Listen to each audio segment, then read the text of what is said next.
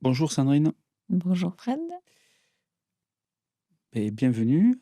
Heu, on est à Paris et on va parler, de ton métier. On va parler, de ce que tu fais, du retour, de tes clients, de ce que tu as vu, ce que tu as analysé, tout ce que tu as ressenti, de tout ce que tu as créé, depuis, quelques mois. Donc j'ai une question qui est, à mon avis, importante. Dans ce métier-là, qu'est-ce que c'est qui te rend heureuse? Bah, de voir mes vignerons heureux parce que de pouvoir les aider et de voir qu'ils évoluent vers, du bien-être parce que souvent je les trouve, en questionnement par rapport au climat, par rapport au rendement, par rapport au milieu, par rapport aux ventes. En ce moment, les ventes, c'est catastrophique pour beaucoup de vignerons et de vigneronnes et ils se posent des milliards de questions, ils sont multitâches. Souvent, ils sont pas organisés, ils ont peur de ils ont pas de trésor, donc quand on arrive à sortir la tête de l'eau et ce que ça se passe bien, alors là, c'est ma plus grande satisfaction. Qu'est-ce que tu dis aux vignerons qui ont pris une agence de com et qui ont des followers, mais qui ne vendent toujours pas de vin?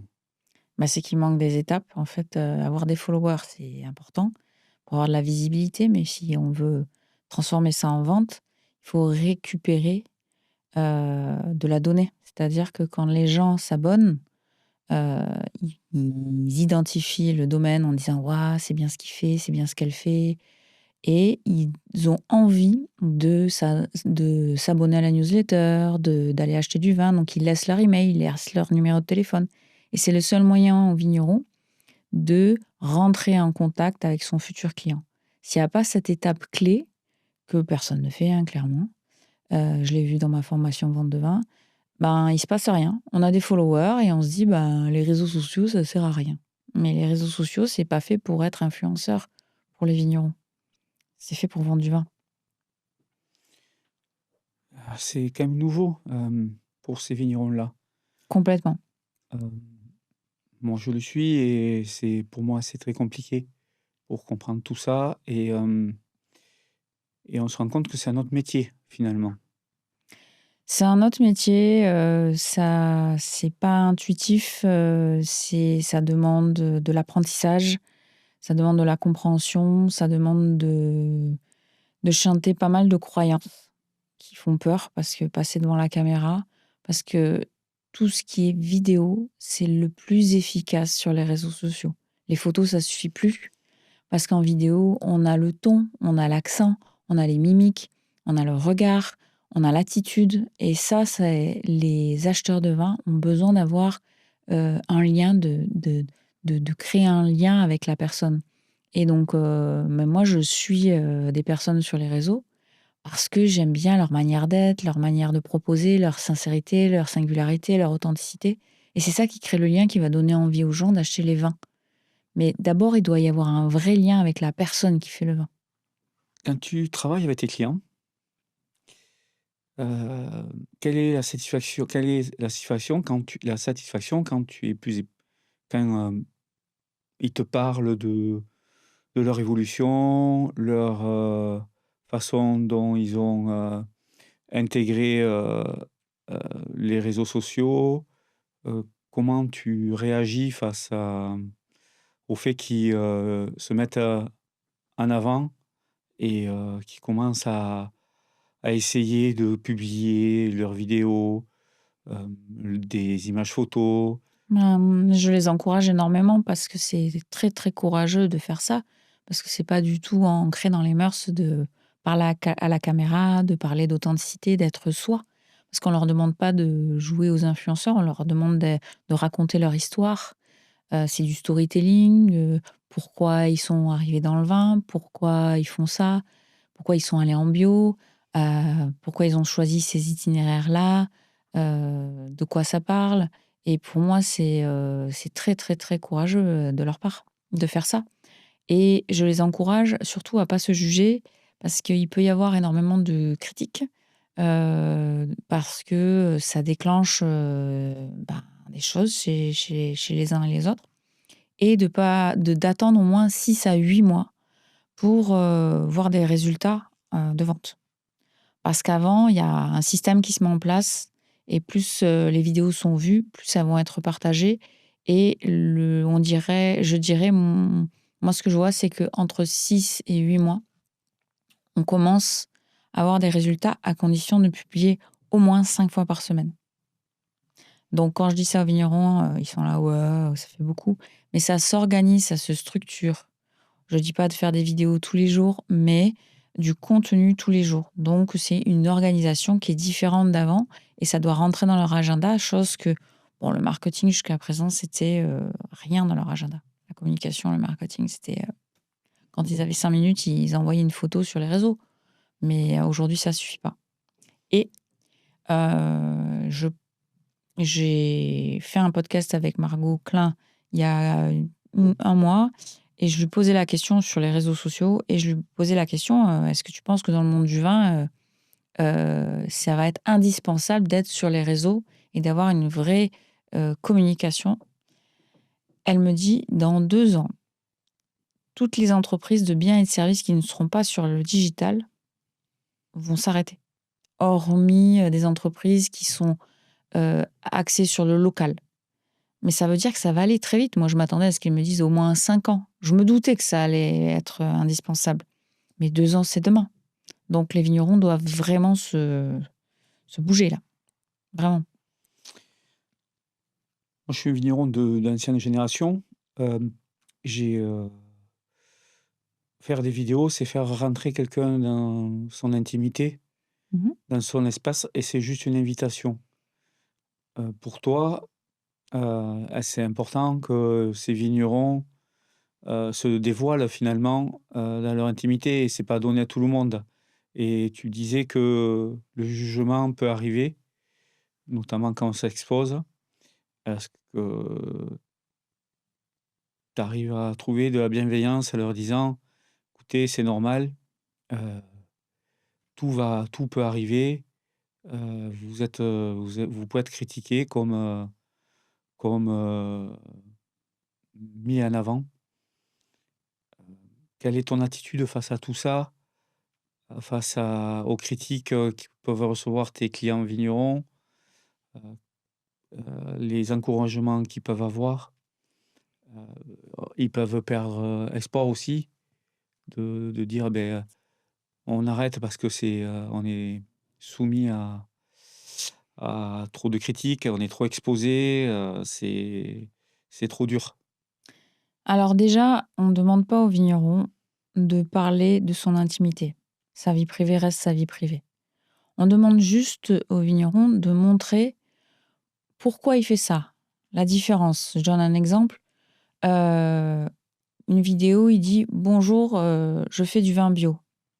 Ou je mets une photo avec marqué «Vin bio, fait, à tel endroit».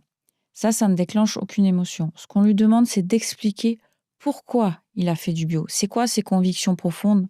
Pourquoi ça l'a mené ici, le chemin parcouru? Et c'est ça qui va amener de la valeur à ses sujets, à son discours, à pourquoi il est là et pourquoi moi je choisirais son vin et pas un autre, en fait.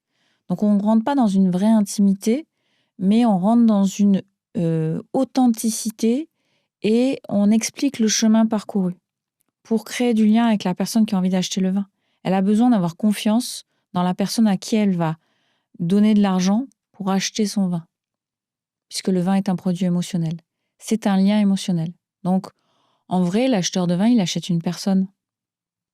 Et après, je les encourage parce que les critiques, c'est souvent des gens qui leur achètent pas de vin déjà. Ça peut être aussi, des gens qui ont du mal avec, le fait de parler. Donc ils ont souvent été élevés dans des familles où il fallait pas dire les choses. Donc c'est un peu l'ancienne génération et ça les fait beaucoup travailler sur eux, sur leur estime de soi, énormément.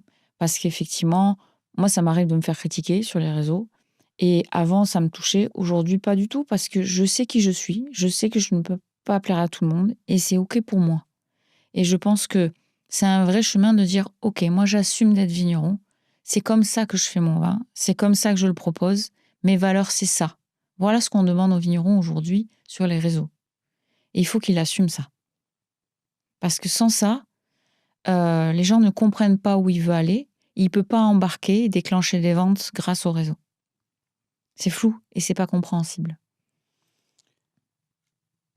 Mettre en place, des vidéos, c'est, comment ils peuvent faire? Comment est-ce qu'il y a des entreprises pour ça? Est-ce qu'ils peuvent être aidés ou quel est le format qu'ils doivent faire? Comment ça se passe? Est-ce que toi, tu peux les aider à faire tout ça? Alors, moi, dans ma formation vente de vin, je le fais. Je leur apprends, je leur donne des outils. Mais ça va pas suffire parce qu'ils vont devoir soit le faire, soit le déléguer. Alors aujourd'hui, c'est marrant parce que dans le monde du vin, et de la com, il y a des gens qui font des vidéos, qui proposent, de faire des vidéos, du domaine, des vignes, de la cave, tout ça. Mais il manque des étapes après, c'est-à-dire qu'ils vont gagner en visibilité, mais le vigneron, lui, c'est pas ça qu'il cherche. Le vigneron, il cherche à vendre ses vins et ça, il faut respecter ce fameux parcours client. Le parcours client, je l'explique, dans ma formation, c'est vraiment, heu, quand personne te connaît, comment tu fais pour devenir visible? Pour que les gens t'identifient. Donc, ça passe par les vidéos, ça passe par, le Google My Business, ça passe par ton site internet et après, la deuxième étape, c'est, de passer de, «On me connaît» à «On me reconnaît». C'est-à-dire: «OK, Fred Palacio, lui, il est vigneron à Arzins en Malpère, il fait des vins nature, vivants et de terroir». Donc ça, j'ai bien compris grâce à ta communication. Donc tu acquiers de la communauté et après, à ce moment-là, moi, comment tu vas m'attirer pour que je te laisse mon adresse email, mon numéro de téléphone pour venir à tes soirées, que tu m'envoies ta newsletter, tes tarifs et tout ça. Et cette étape-là, souvent, ces entreprises qui font des vidéos ne la proposent pas. Et du coup, le vigneron, il dit: «Ouais, j'ai payé 900, 1200, 1500, 3000 euros pour faire de la visibilité, de la vidéo, mais ça rapporte pas». Mais c'est normal que ça rapporte pas parce qu'il manque l'étape 3, c'est-à-dire, récupérer de la donnée. Et après, c'est au vigneron et c'est là où je donne de la méthodo, c'est au vigneron d'apprendre à rentrer en contact avec, ses prospects, on va dire, qui ont donné leur numéro. Et là, il y a tout plein de techniques qui va devenir client, puis éventuellement ambassadeur. Et après, il y a tout ce qui est, contenu, donc les contenus, vidéo, carrousel et cetera, réels. Il y a une méthodo. Un vigneron ne doit parler de vente que 20 du temps sur sa communication sur les réseaux sociaux. Tout le reste, c'est 40 des vidéos qui vont attirer du monde. On appelle ça des vidéos trend, buzz, qui durent pas très longtemps, 15 secondes, 20 secondes, 30 secondes. Et après, on a des vidéos storytelling. On va créer la relation, donc on raconte notre histoire, on raconte ce qui se passe au domaine, ainsi de suite. Et ces deux morceaux, c'est 80 de la communication. La personne qui est intéressée par les vidéos ne doit pas avoir l'impression qu'on cherche à lui vendre quoi que ce soit. Elle va naturellement le faire. Et la bonne nouvelle, c'est que au lieu d'aller sur un salon, aller chercher à dire j'essaye de vendre, là, on attire naturellement des futurs acheteurs qui vont acheter et réacheter derrière, qui vont être des fidèles, quoi.